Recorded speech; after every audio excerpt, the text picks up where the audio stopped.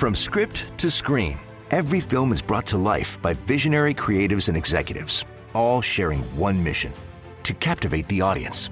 Hosted by award-winning movie strategist Kevin Goetz, our podcast, Don't Kill the Messenger, offers a filmmaking masterclass through intimate conversations with Hollywood's most influential voices.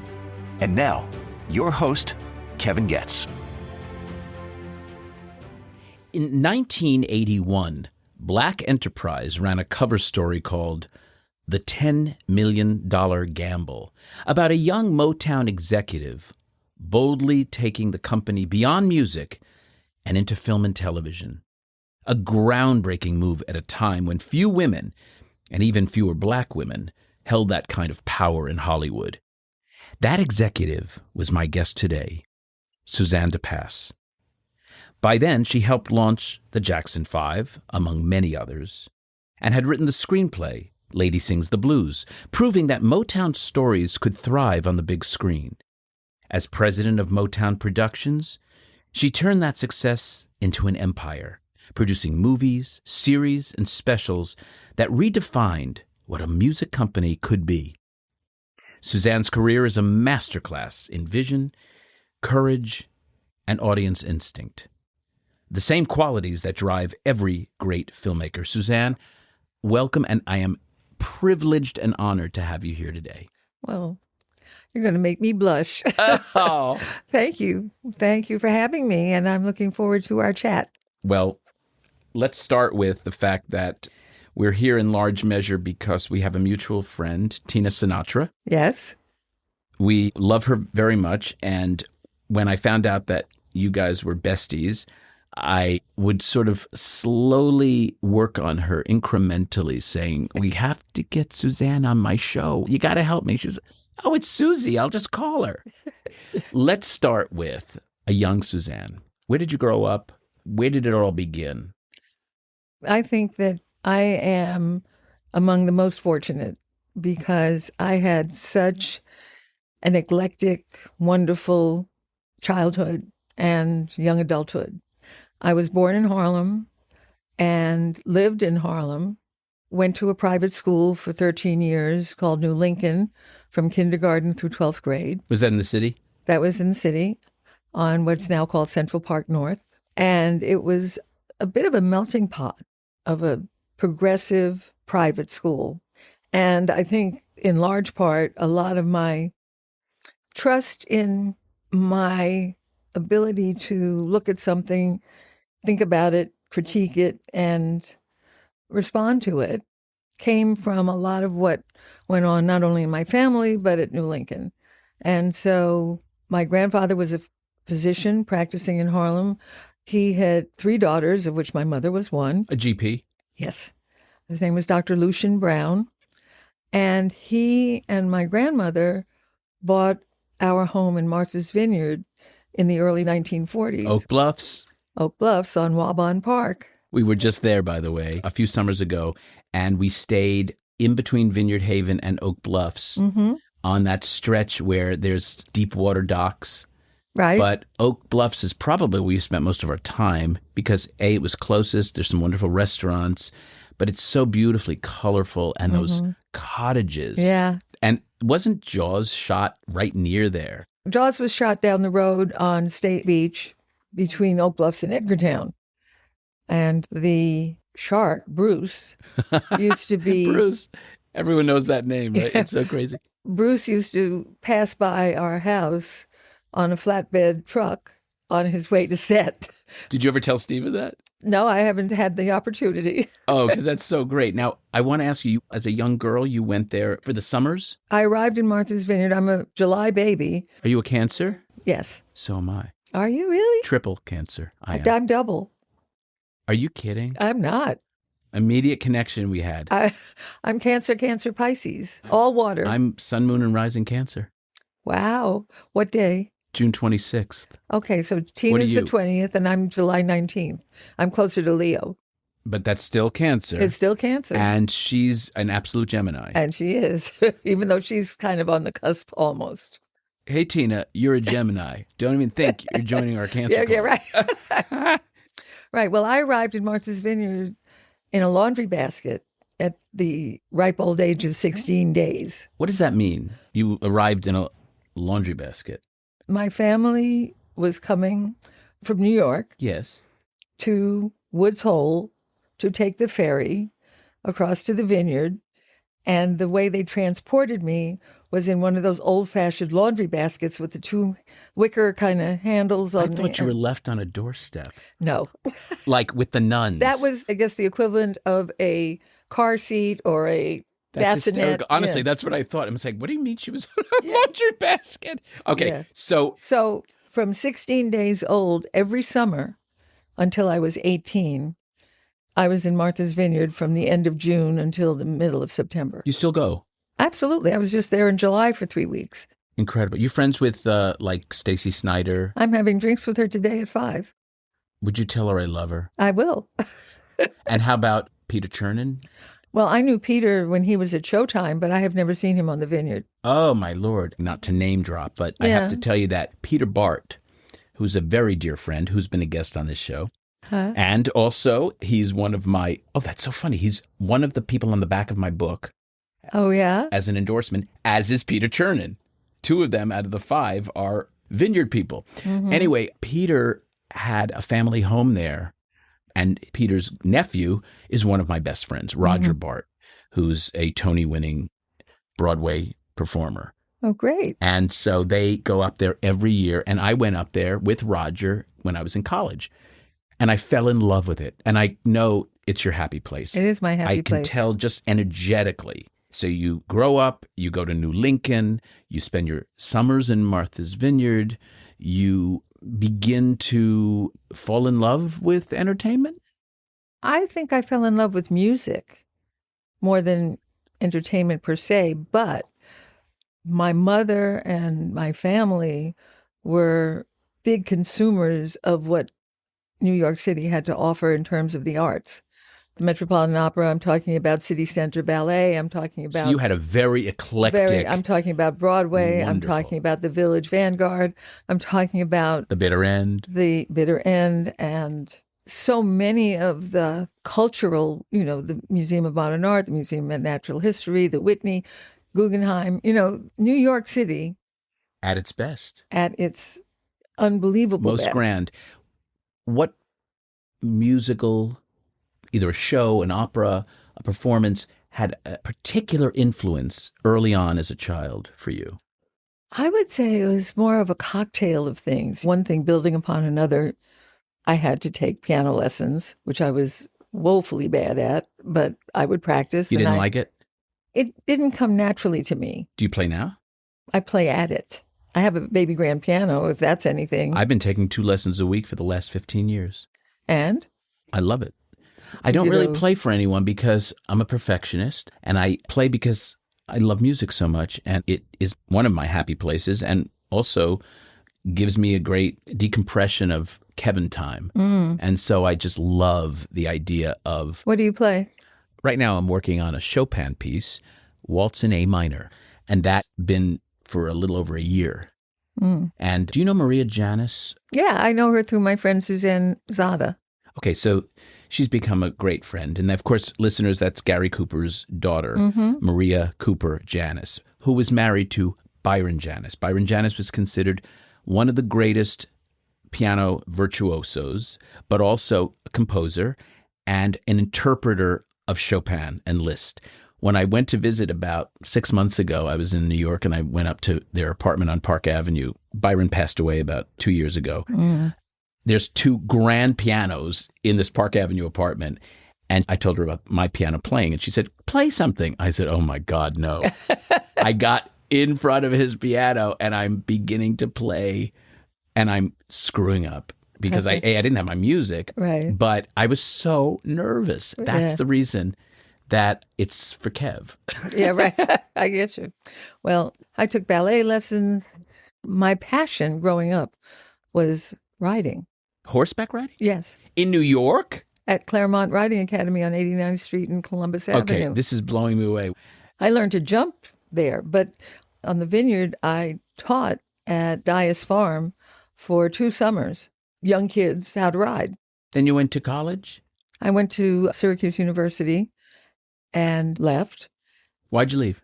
I think two reasons. One was I was in love with the captain of the football team and we were getting engaged. And he was going off to play. Oh my, your parents must have been apoplectic. Well, they'd been divorced since I was 3. And it was probably one of the first things. They still must have been apoplectic. They were. And my mother said, you may not want to go back to Syracuse, but you are going to someone's school. But I was so happy to leave upstate New York because it snowed in October and didn't thaw till April. Were you a journalism major or a theater English major? Lit. English Lit. Mm-hmm. Great major, by the way. People say, what do you do with an English Lit? My answer is everything. Everything.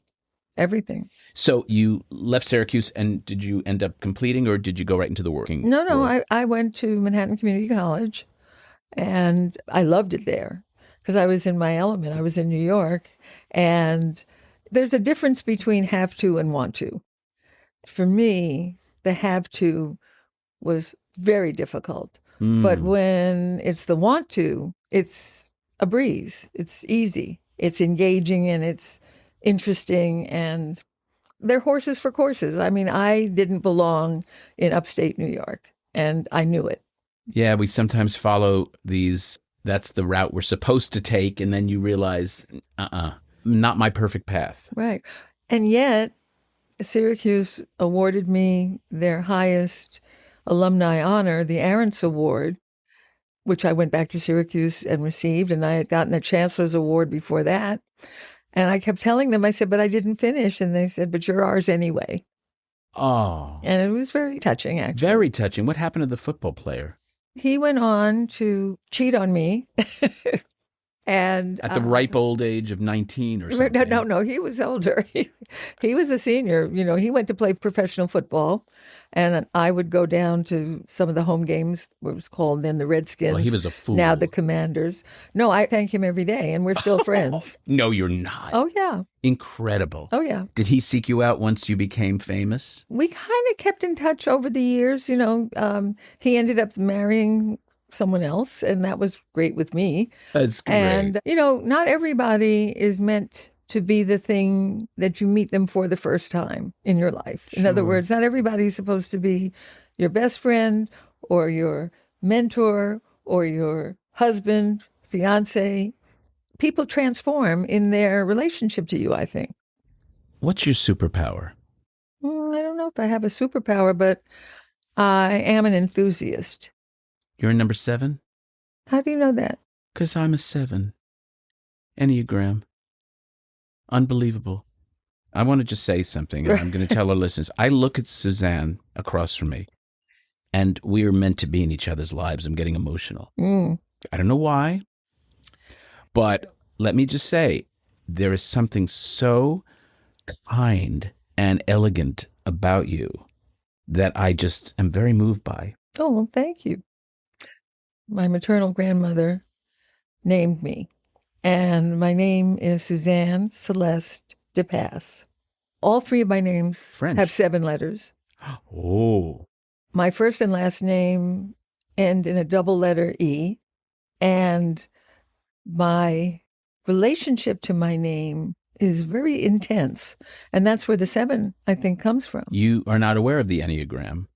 Oh, my Lord. You and drinks, dinner, it's a night, and you're going to be floored when you hear what a 7 is. There are 9.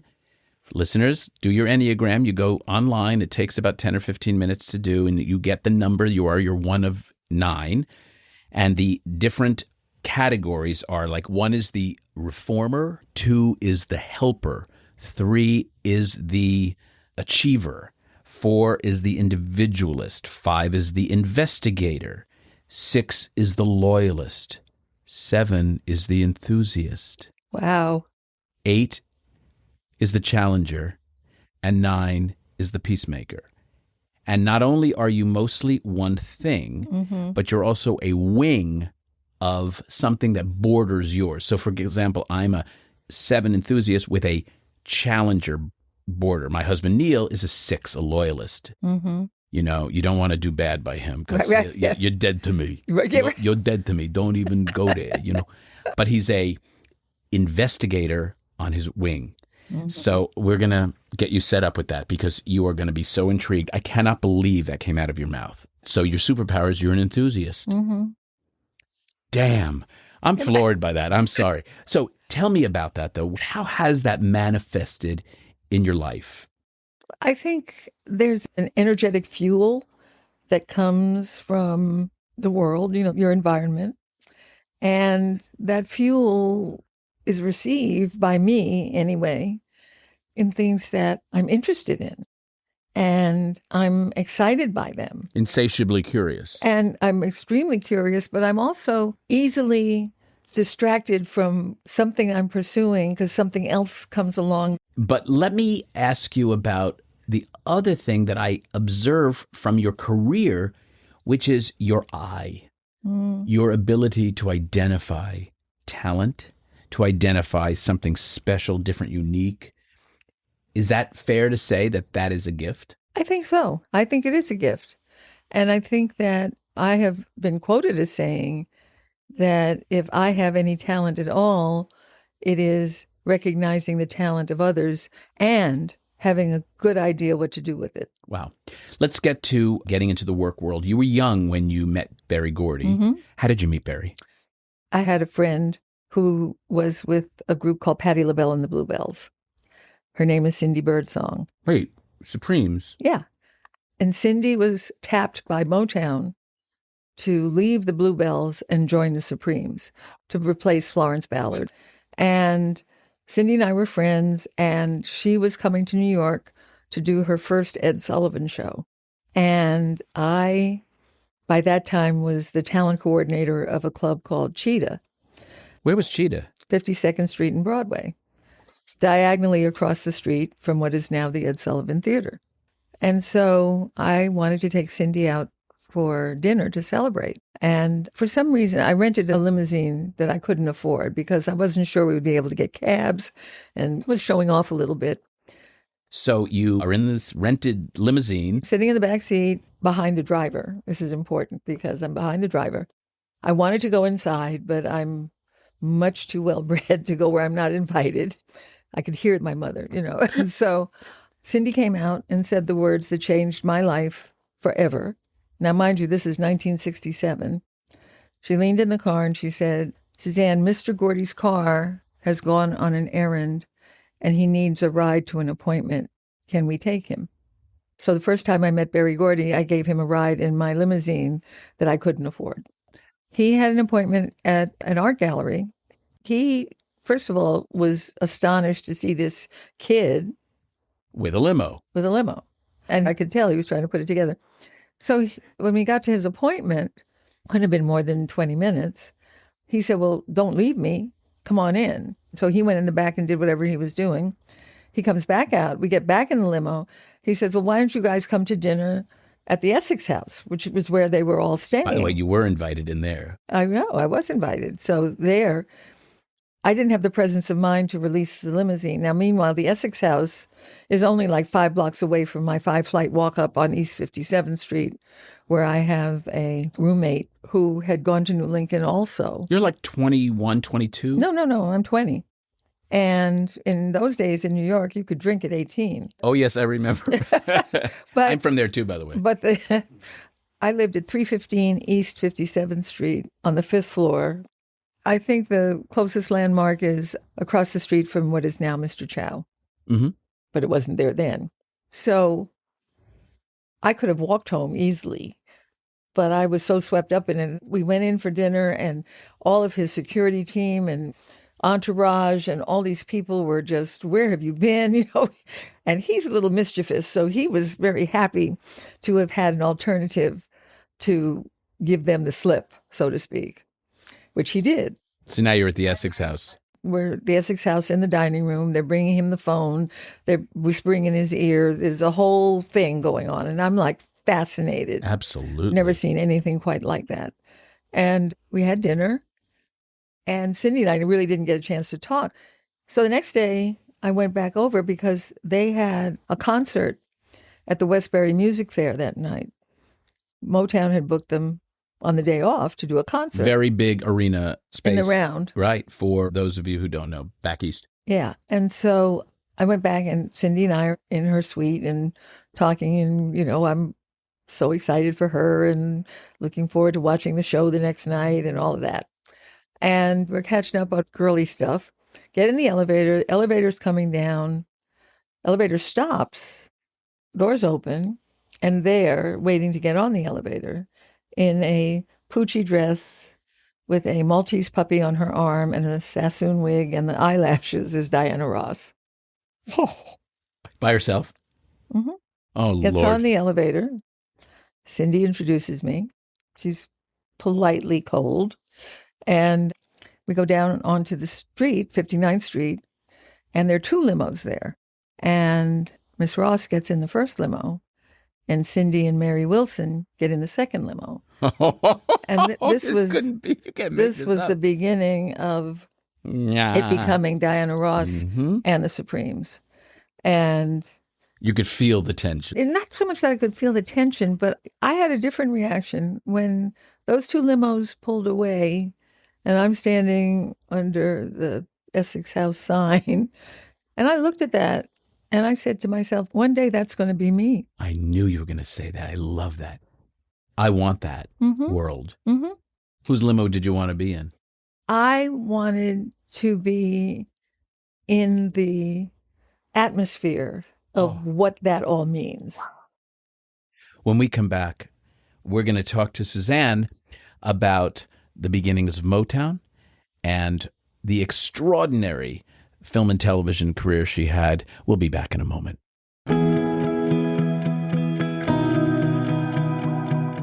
Listeners, the Motion Picture and Television Fund is a nonprofit charitable organization that supports working and retired members of the entertainment community. This wonderfully run organization offers assistance for living and aging with dignity and purpose in the areas of health and social services, including temporary financial assistance, case management, and residential living, and has been a crucial lifeline to thousands during and beyond critical times that our industry continues to experience. To learn more, visit mptf.com. Please join me in helping others in our industry during times of need. There are so many ways to offer support and get involved. Thank you. We are back with the legendary Suzanne de Passe. Suzanne, I want to now talk about Motown. So you take that unbelievable evening, then that morning, you're saying, I want to be in that orbit. I want to be in that space. How do you get the job with Berry, and how does he promote you in the next few years? I think it's fair to say that I had no expectation that I was going to end up at Motown. But over the course of the next several months, they were in New York a lot. And by they, I mean either Mr. Gordy came with Smokey Robinson or Diana Ross came, to go shopping. And I kind of became the go-to person in New York. The liaison. Yeah. I knew the restaurants. Making I knew the clubs. I knew a lot. Absolutely. I was a Manhattan girl. That borough I knew well. So I did end up spending some additional time with them. Cindy invited me at the end of 1967, Christmas week. I flew to Miami at her invitation, paid for my own ticket, of course, but to spend from the 26th through New Year's. They were appearing at the Deauville Hotel, they being the Supremes. And by this time, I had a different job. I had been poached from Cheetah to work for a man called Howard Stein. He had created something called the Sound of the Month Club. And the Sound of the Month Club was in the business of selling concert tickets for Lee Goober's 5 theaters. Oh. Lee Goober was married to Barbara Walters at the time, and he had 5 theaters that played musicals like Camelot and My Fair Lady and... Like the Schuberts or the Niederlanders. Yeah, but these were regional. These theaters were in Michigan and Long Island. It was, Westbury was one of them. And I can't even remember all the cities now. They used to call them circuits, didn't they? But yeah, his 5 theaters were playing book musicals. And in between the book musicals coming in were weekends that were free. So you could book concerts or whatever. Exactly. It was, and yeah. Howard had worked out a deal with Lee Goober to sell tickets, and he hired me to book the talent. And after a week of watching the Supremes in Miami, where did I sit? I sat with Berry Gordy, his kids, his sisters and brothers, and he came from a family of 8. He had 3 brothers and 4 sisters, one of whom had passed away by the time I met him, one of the sisters, Lucy. And I got to be more comfortable with him. And one day we were getting ready to go down to the show, and there were 2 of them, the dinner show and the late show. And there's a bank of 6 elevators because the way the suites were located, the Deauville Hotel had these penthouse suites with 2 stories. And then the room connecting Diana Ross's suite with Berry Gordy's suite was the room that Cindy and I were sharing. Oh. So it was everybody running through and very family oriented. It was a lot of fun. Did Diana warm up to you by this time? Yeah, because we had gone shopping in New York. She had called me to go All shopping. it takes is a good shopping That's trip absolutely. for 2 gals to bond, right? Absolutely. And it was a fun week. You know, it was really fun. Sure. So we're standing by the bank of elevators, and Mr. Gordy looks at me and he says, okay, $5, which elevator comes first? You know, that kind of thing. And at the table waiting for the show, he wanted to play games of logic and tell jokes. And there's a kind of a round table game called 7 Up that I had to learn. You know, it was... Not bid whist? No. It was... There were no cards at the dinner show. No. I play bid whist, but that's in Martha's Vineyard. Anyway, one of the things that he, you know, it's one of those, if a bus goes down the street and it's 2 people get on, 4 people get off. Oh, gotcha. It's how many stops did the bus make? I would failed miserably. He liked to see, because remember his kids were there. And you probably were good at them. Well, the one thing that I was good at, one of the things that he thought was so clever was a plane crashes on the border of Switzerland and Italy. What side do they bury the survivors on? And of course I said, well, typically, Mr. Gordy, they do not bury survivors. And he thought that was pretty smart.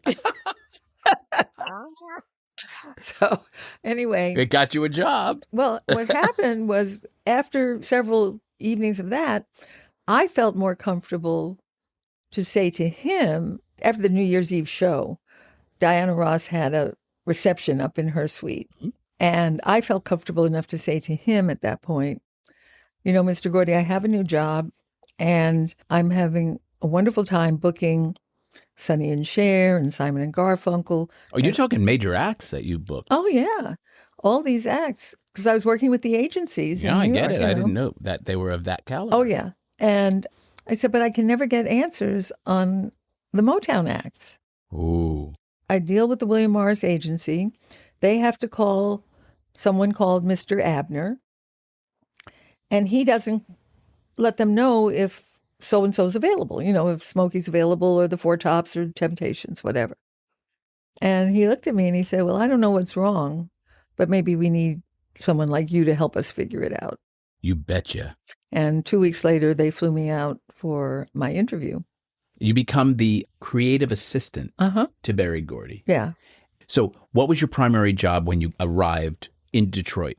To, based on submissions, give him my opinion, basically. Like an A&R? Well, people were submitting demos and projects of various Didn't he things. have people doing that? Look, Motown was set up with a lot of exclusive writers and producers, but I think he wanted his office to be more responsive and responsible. Absolutely. You know, Berry Gordy is first and foremost a very creative songwriter. I didn't know that. The reason that Motown got started was because he wasn't getting paid for the songs that he was writing for people like Jackie Wilson. In other words, if I'm not going to get paid, I might as well not pay myself, kind of thing. Yeah, of course. And so there's a very famous story that his family had a co-op, and he was able to borrow $800 from the family aggregate of money, you know, the family bank, if you want to call it that. And he used that money to make his first record. Wow. And it went on from there. So what's interesting about his trajectory was the more successful Motown became, the less time he had to devote to songwriting and producing. Yeah. That was probably an itch that needed to be scratched, for sure. By the time I got to the company, it was all very, very, very successful. And he was still competing with his producers and writers for releases. But then that had to eventually go away. Let me ask you about the Jackson Five. Who told you about them originally? When I moved into 1300 East Lafayette Street in Detroit, it was a high-rise building that housed a lot of Motown talent. Executive talent, recording talent, producing talent, writing talent, Sure. Diana Ross had the penthouse, although she had a home in the city, and she traveled a lot. But she had the penthouse, other executives were in there, and some of the artists. One of the artists was a man called Bobby Taylor. Bobby Taylor was the lead singer of a group called Bobby Taylor and the Vancouvers. Their big hit record was Does Your Mama Know About Me? It's a great record. And he called me and said, hey, I want you to come down, because it was becoming known that I worked for Mr. Gordy. And he said, I want you to come down to my apartment. There's something I want you to see. I said, I don't know, Bobby Taylor, I'm not coming to your apartment. This is before Harvey Weinstein. Right. He said, oh, no, it's nothing like that. Come on down. Went down to his apartment, and there, spread across his living room, were these kids. You mean they were there? Yeah. And he clapped his hands and he said, okay, this is Suzanne de Passe. She works for Mr. Gordy, and she can help us get the audition. They got up. They sang like 4 songs a cappella. Hair on the back of my neck flew up. I got it. It doesn't take a genius to recognize what they were.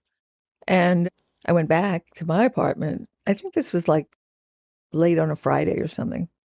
I didn't get him right away. And when I finally did speak with him on the telephone, I said, oh, Mr. Gordy, You called him Mr. Gordy? I still do. I mean, I refer to him that way. It's only charlatans like myself who call him Berry because we don't know better. You're right. No, but I mean, I think that certainly I called him Mr. Gordy for years. And I always refer to him as Mr. Gordy, even though I call him BG, Berry, Chairman, Chair, whatever, Chair Z. I have a lot of pet names for him. And I said, Mr. Gordy, I just saw a great act. I think we should sign. He said, great. I said, wait until you see these kids. He went, kids? I don't want any kid acts. Do you know how much trouble Stevie Wonder is? And basically I said, no, I don't. I just got here. Why was Stevie a problem? Well, it's court approval and teacher welfare workers. Same reason they don't want to employ in a movie if you have a 16 or 17, you want to get an 18-year-old because you don't deal with child labor laws. Exactly. Got it. And kids require a lot. And I think my claim to fame, if there is something to be claimed there, is I did not give up. I was relentless till he saw them. You mean it was hard to get him to see them? Yeah. Wow. And once he did? He put the entire resource of the company behind them. Wow, wow, wow. Our dear mutual friend, Graham King, is, of course, working on the movie Michael, which I am dying to see. Michael is going to be, I believe, an extraordinary picture based on the conversations I've had with Graham over the last few years. It is the project that he's always been wanting to do desperately. He believes in it with every ounce of passion. And I don't know if you know this. Do you know how he met the Jacksons? He was working in a gas station when he first got here from England. I don't think I know this part. He was working at a gas station. He was a student at UCLA, and he was just trying to make ends meet. And Jermaine Jackson pulls in with his wife, Hazel, who happened to be Berry Gordy's daughter. And they started talking, and they kind of hit it off. I mean, Graham was charming with his British accent, and Jermaine mentioned in the course of this conversation that he and his brothers play softball at a local park on Saturday mornings, and would he, Graham, like to join them sometime? He said, sure. So he went, and he said, Michael would show up sometimes, and it was the beginning of this lifelong friendship. And he reveres the family, really does. And so I am so anxious, and listeners, I hope you have the same sort of level of anticipation that I do for this. Michael was beyond a singular talent. What was your relationship like with him? I had a great relationship with Michael and the brothers. It was funny over the course of the journey that we took together because Mr. Gordy placed me in charge of everything to do with the group beside recording the music. That was what he was leading on. Where was Joseph during this time? Joseph was brooding and basically sidelined. He was the father, and he called the family shots, but the Motown machinery was in full force and effect. That couldn't have gone over well with him. I think one of the reasons that he took the group away at the end of the contract was he knew he could never be in charge in the Motown environment. He brought them to a certain point when I saw them. Absolutely. You got to give him that. Absolutely. And then we took over. You bet. Mr. Gordy put together teams of people, the corporation, the clan, to create the records. And my cousin and I, my cousin Tony Jones, who was working with me, and I was really thrilled that he came for a weekend and is still here. He could do a lot of the things with the boys, especially the older boys, that would be uncomfortable for them and for me as a young woman. But what was so interesting to me as I look back is that Tony and I took the ride with them from anonymity to superstardom that nobody knows about. Wow. And they kind of pick up the story after Michael becomes a solo act. And what I find fascinating is all those years that we were together, basically. Was there any resentment from Mr. Gordy or yourself that Michael went to a different label? No. It was more emotional than that. It was not anger. It was disappointment. Sure, of course. Yeah. Of course. And he was a father figure in many ways. Oh, Berry Gordy was definitely father figure to Michael. Yeah, 100%, right? And remember, Michael played the Scarecrow in The Wiz long after he had left Motown. Did you put that together? I did not. What I did was I brought the person who had the rights to The Wiz over to what was then Motown Productions. When did you take that over? Rob Cohen in 1982. And what are you most proud of in taking over Motown Productions? Motown 25, that was my first show. Listeners, you should know that last year, Suzanne was inducted into the Rock and Roll Hall of Fame. An amazing honor, an extraordinary honor, really. Yeah. And what was that night like for you? Being inducted into the Rock and Roll Hall of Fame as an executive. It's almost unheard of, right? Any women? Yes. I was the fifth woman. The first three women got it with their songwriting husbands, Carole King and Jerry Goffin, like that, Cynthia Wilde. The fourth woman was Sylvia Robinson, who got it posthumously. And the fifth woman was me. Wow. So I'm technically the first solo living recipient among legends of male recipients. It's the Ahmet Ertegun Award. That's the top award, isn't it? Yeah. Everybody from David Geffen to Berry Gordy to Clive Davis, all of the really, really. Oh, God. That must have been just a night. It was. I look back on it, and fortunately, I can watch it on Disney Plus, and I am truly blown away. I never thought it could happen. When I got the call, Who called you? I was minding my business, and my cell phone rang. John Platt comes up on the thing. He says, Suzanne? I said, yes. And he said, hold on a minute. I want to get Rob on the phone. I said, who? He said, Rob Light. And then Rob comes on the phone. And one of them said, I don't even remember which one, after hello and all of that, are you sitting down? I said, well, I am now, And they said, we are delighted to inform you.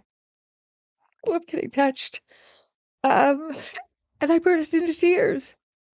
They said, We are delighted to inform you that you're going to be inducted into the Rock and Roll Hall of Fame, Ahmet Ertegun Award, blah, blah, blah. And I didn't just cry.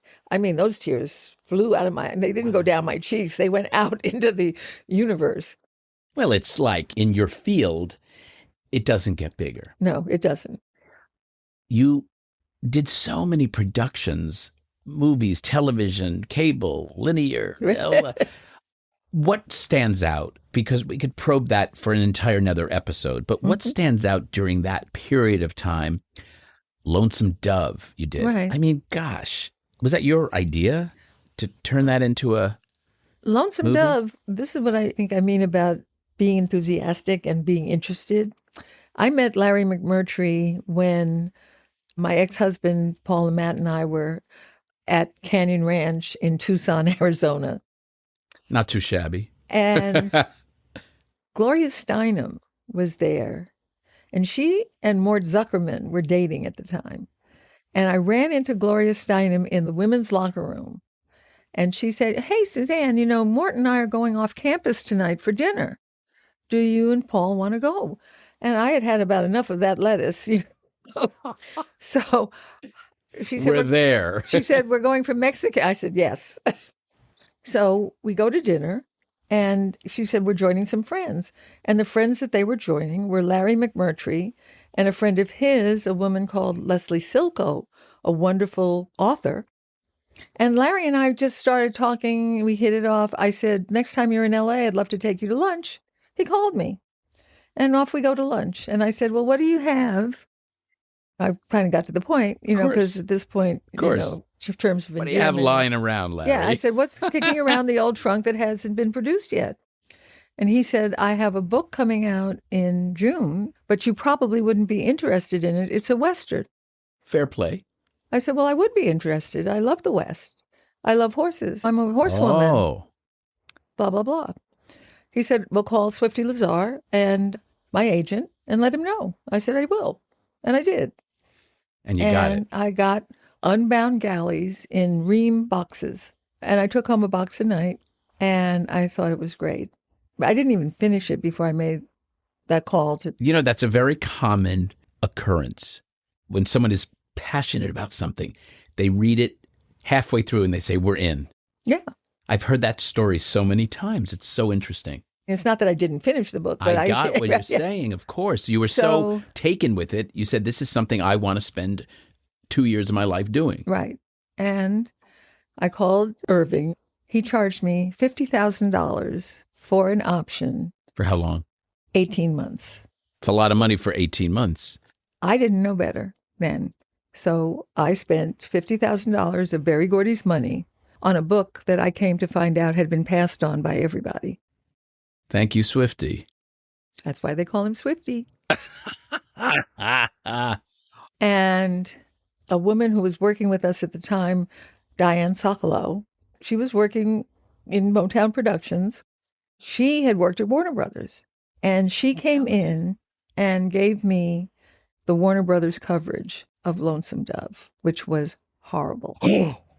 Ooh, some person killed that project who didn't get it.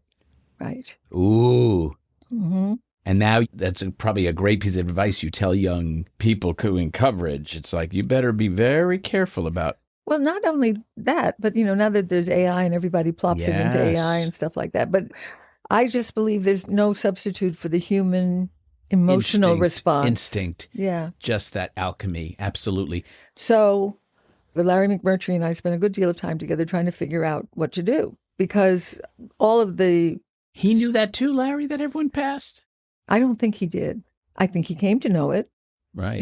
Because we So spent now a lot you're of in a time dilemma together. going, what am I going to do here? Who's going to develop it with me? Who did? So Larry and I met with directors. We thought, well, if we get a director, we can figure this out. So we met with John Huston. We met with John Milius. We met with Peter Bogdanovich. And somewhere along the way, Larry looked at me and he said, "Suzanne, I'm written out on this. I have to get on to my next project." Right. And so off he went. Did you pay him for a script? No. He didn't write a script. He had written a treatment. Oh. And now I've taken it where I can. Now you take it and... We've done as much as we can do together. And I was really trying to figure it out. And one spring morning, Mr. Lazar called me and said, "Kid, I want you to know that this morning Larry McMurtry's Lonesome Dove has won the Pulitzer Prize for fiction." Suzanne, you have fairy dust sprinkled around you. This serendipitous stuff that has happened. There are no accidents. No, I don't believe in accidents. I believe in divine intervention. Who ended up doing it, by the way? CBS. Genius. Peter Frankovich bought it for the network. Got it. And who directed it? Simon Windsor. Oh, he's wonderful. Free Willy. Yeah. Didn't you win all kinds of Emmys?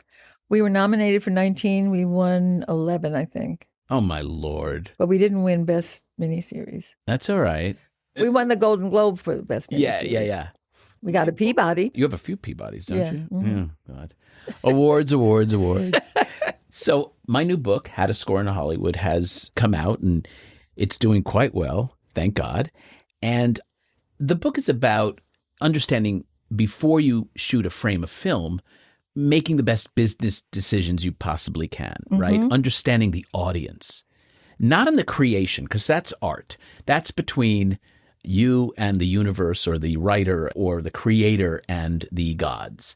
But once you memorialize something, a treatment, a script, etc., I advocate very strongly for involving the audience and to know what you have, what the intensity of interest is, how large, or sizing that audience correctly, because then you can make decisions that are far more responsible. In your career, have you used audience research? No. Never? Dial testing on series? No. Or why? I'm not saying that the networks haven't. In other words... Yeah, they of course did. Even Sister, I think. Yeah. I bought a company, remember the Preview House? Yes, I had been to the Preview House. I bought that company about a dozen years ago. Yeah, good for you. So it thrust us in the TV business as a result of that. But that was a seminal moment for Screen Engine, my company, because we were really a movie company, and now it made us much more of a content company, if you will. Not because of any particular bias to testing, but because as an independent producer, that's not my job. My job is to pick well, package well, execute well, and then somebody else can test it at whatever point that comes in the process. I will never forget, we were on a terrible deadline for the Temptations miniseries for NBC, and we happened to be in post across the street from what was then the NBC lot in the Valley. And a new executive was put on the release. This was a Friday. It was going up on the satellite Sunday for broadcast back in the East before it aired in the West. And he brings us over, and Suzanne Costin, one of my great colleagues, she started as my secretary, became the president of my company later. And we were on deadline. We hadn't had any sleep. And he brings us over and he says, "I don't want to disappoint you. I know you're working hard, but the testing on the Temptations is horrible." Oh. And I said, "How could it be tested? It's not finished. We're across the street. We're finishing it. Sound isn't corrected, that this, that, you know." And he said, "Well, of course, we tested it. And I just wanted to give you a heads up." So we had to go back over, do another all-nighter with that burden. Of course. 7:00 in the morning, Monday, after the first episode aired. "Suzanne?" "Yes." "Hi, it's Scott Sassa from NBC." I said, "Hi, Scott." He said, "Well, girl, I want to tell you, congratulations. It went through the roof, and let's get together soon and talk about doing something like the Supremes." So for me, testing, and I do believe everything is tested, but I also believe there would never be a flop, because you would never put out something that tested badly. Do you know what I mean? I do, but they always do put out things that are less, because a lot of them are baked in the DNA, and they have to proceed or want to proceed. I guess my point proceed. is, if testing was fail-safe. It's not fail-safe. It's a tool. It's a tool. I talk about this, and there's a lot of reasons as to why I believe that I like to give my clients the best chance for success. Yeah. But I'm not saying that you're going to get anything guaranteed. My God, I would never be so stupid as to do that or naive. But there are definitely decisions that could be made before you even start production. You mentioned your job as a producer was to do and to the execution, which is absolutely true. But in the packaging stage, I do believe that there's a fiduciary responsibility that would help producers be more successful and sell more if they understood the economics in a way that they could sell to the people they're pitching to. In other words, coming in and saying, we think this is going to do this and this budget is here could be your death knell, because it could be like you're basically saying this way or the highway, as opposed to saying, I know the audience is really strong here and I think this can be sold. And having that sort of data to prove it can go a long way. Yeah, and I've seen that happen. Maybe so. I've seen that. I think that part of the job of a producer is to understand where their first target audience may reside. 100%. And that the crossover to other quadrants, if you will, is the calculation of whether you even do the project in the first place. That's my point. You might say, I can't do it for this cost. I want to ask you about your new company. It's called Immortal Studio. Immortal Studio. You have a tremendous amount of financial backing, at least what I read in the trades. Can you tell us about the company? My partner, Madison Jones, and my partner, Cory Martin, of Randerson Des Rochers law firm, we have come together with Yang Ben Wang, a very committed and entrepreneurial investor in the company. And basically, we are headed toward being able to do premium television series from day one, because in the last period of time that we've been working on this, which has been substantial, we have full seasons already written, scripted. Oh, wow. So it's not about a pilot and a take and a this and a Bible and whatever. That's kind of dead anyway, isn't it? The pilot. I guess.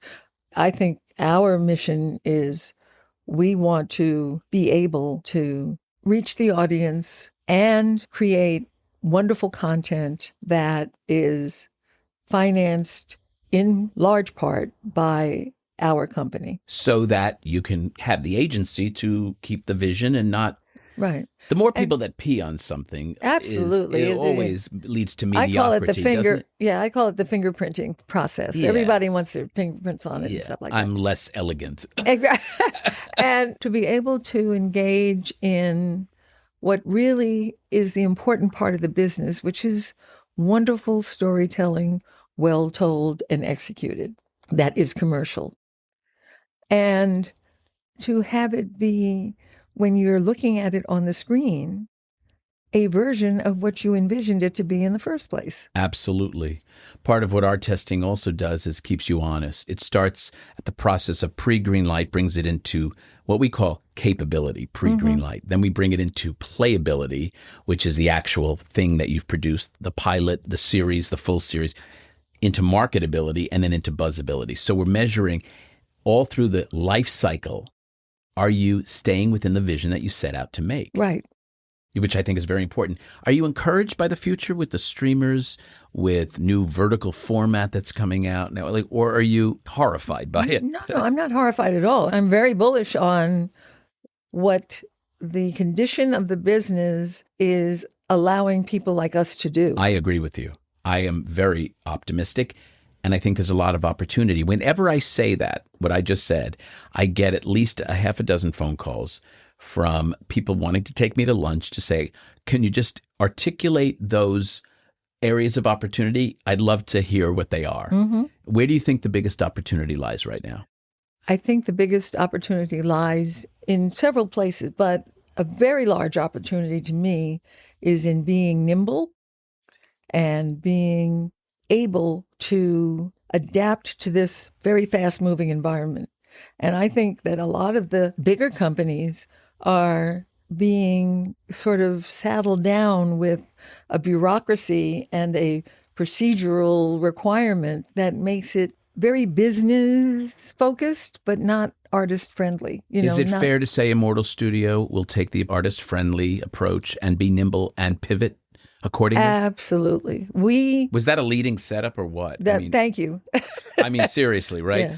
I feel like that is where you come from, what you've created in your life, and now in your next chapter, what you're going to take to fruition.